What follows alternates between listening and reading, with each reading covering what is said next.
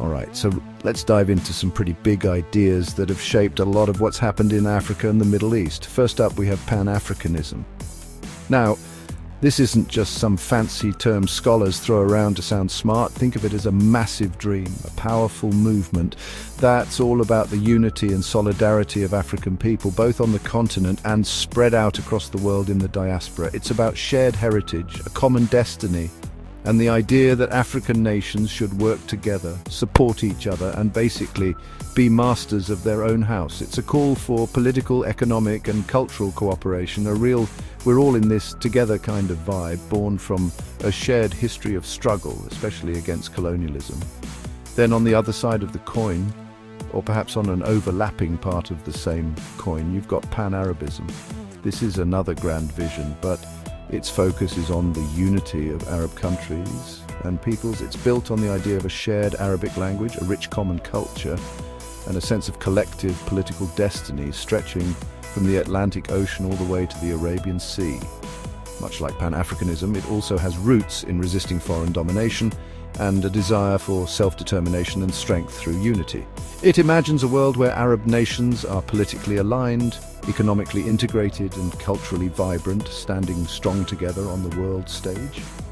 You can see how these are both powerful, aspiring ideologies, right? Now, these ideologies didn't just appear out of thin air like a surprise plot twist in a movie. They grew out of very real historical circumstances. For Pan-Africanism, the horrors of slavery and the scramble for Africa by European powers were huge catalysts. Leaders and thinkers started saying, hey, we need to unite to fight this oppression and build our own future. For Pan-Arabism, the decline of the Ottoman Empire, and then later, European colonial mandates in the Middle East fueled the desire for Arab self-rule and unity. Both movements really picked up steam in the 20th century, especially as colonies started fighting for and winning their independence. It was a time of big dreams and bold declarations. So here's where it gets interesting and sometimes a little bit complicated. The African continent is, well, a continent. The Arab world is a cultural and linguistic region. And guess what? Parts of North Africa are both African and Arab. This geographical and cultural overlap is key. You have countries in Africa that are members of the African Union and the Arab League. This means that these two big ideas, Pan-Africanism and Pan-Arabism, sometimes find themselves competing for hearts, minds, and political allegiance in the same places. It's like having two different family reunions scheduled for the same day in the same house. Things can get a bit awkward, and understanding why requires looking a bit deeper. Let's unpack Pan-Africanism a bit more. At its heart, it's really about unity, liberation, and empowerment for all people of African descent. The early pioneers of this movement, folks like Webb Du Bois, Marcus Garvey, and later Kwame Nkrumah of Ghana, envisioned a strong, independent Africa, free from the shackles of colonial rule and external manipulation. They weren't just talking about political freedom, they were also pushing for economic development, political stability, and a cultural renaissance, a rediscovery and celebration of African cultures and traditions. Think of it as a continental team-building exercise, aiming to create a United States of Africa in some idealistic future, where everyone works together for the common good. It's a powerful call for self-reliance and dignity. Now, let's look at what Pan-Arabism brings to the table. Its core tenets revolve around the unity of Arab countries and peoples, emphasizing those strong linguistic, cultural, and political ties. It's the idea that despite being spread across many nations, Arabs share a common identity and should strive for closer cooperation, maybe even political unification. Figures like Gamal Abdel Nasser of Egypt became iconic symbols of this movement, particularly in the mid-20th century. Initially, the big push was for national liberation from colonial powers and then for greater regional unity to face shared challenges. It was about reclaiming Arab agency and influence in a world that had often dictated terms to them. But, and this is a big but, the history between African and Arab peoples isn't all straightforward calls for unity. There's a much longer and often much more painful backstory that significantly complicates things. For many centuries, interactions were marked by conflict and imbalance. And we're talking about Arab invasions and conquests that impacted ancient black kingdoms in Northeast and West Africa. And then there's the devastating history of the Arab slave trade, which ravaged communities across East Africa and other parts of the continent for centuries, predating and even outlasting the transatlantic slave trade. These historical traumas have left deep scars and a legacy of mistrust that can't just be wished away. They are part of the complex fabric of these relationships. Despite this difficult history, there were times when African and Arab leaders found common ground, especially in the post-World War II era.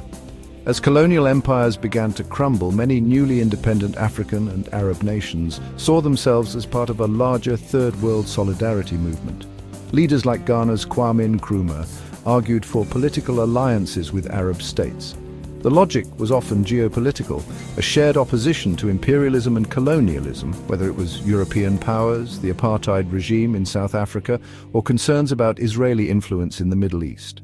Some scholars describe these as marriages of convenience, alliances based on practical, shared interests rather than a deep, underlying ideological harmony. It was about facing common external threats together.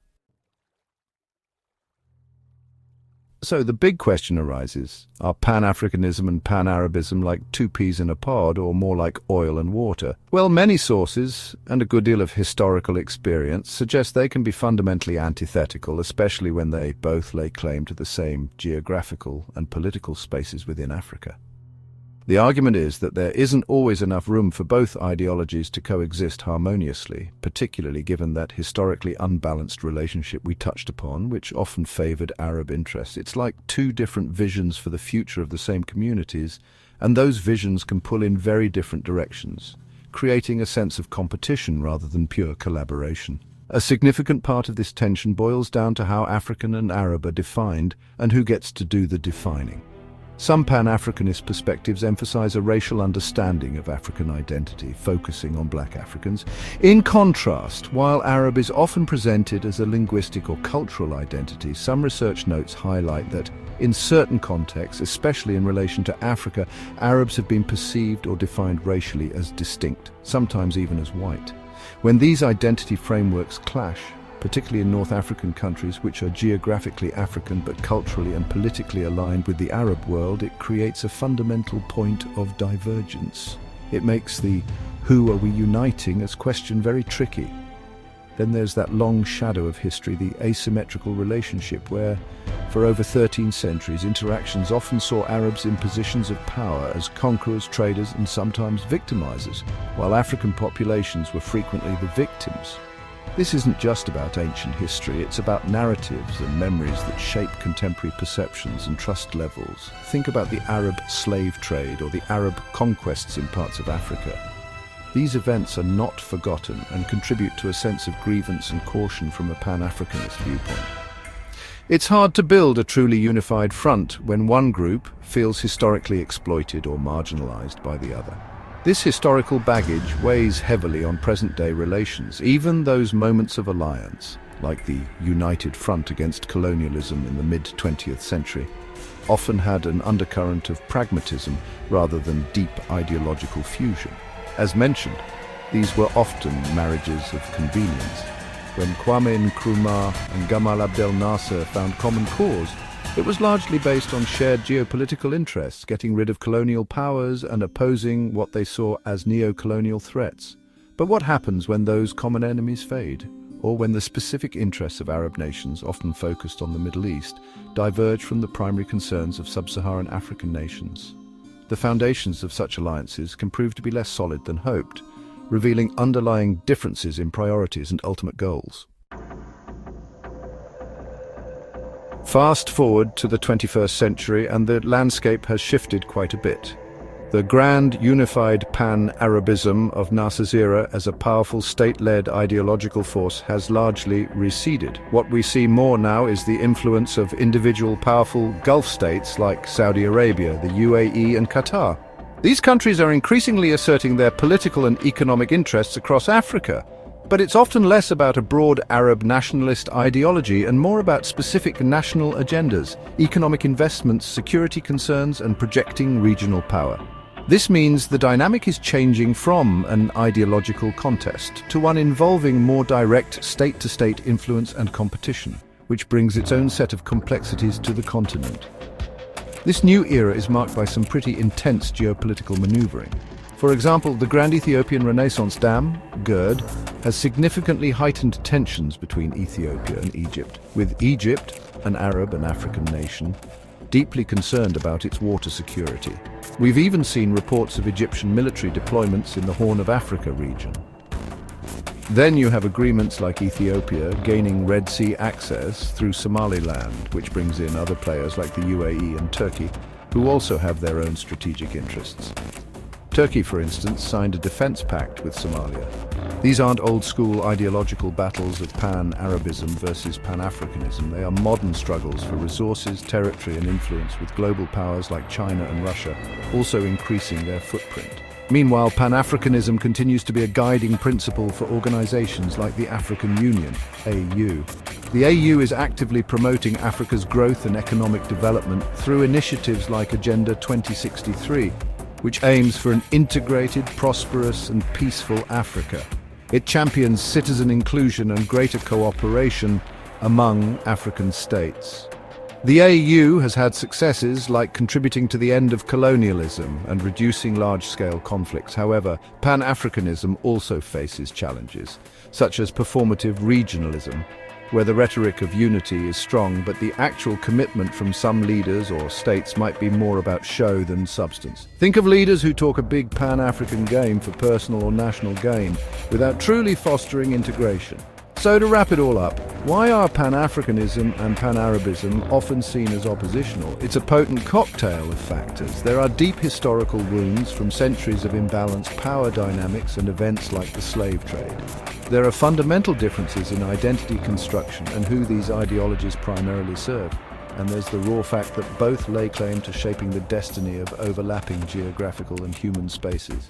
While the old ideological fervor of Pan-Arabism might have shifted toward the national interests of Gulf states, the underlying tensions with Pan-African aspirations for continental unity and self-determination remain. Modern geopolitics just adds new layers of complexity to these old, deep-seated fault lines, making genuine, all-encompassing unity a very challenging ongoing project.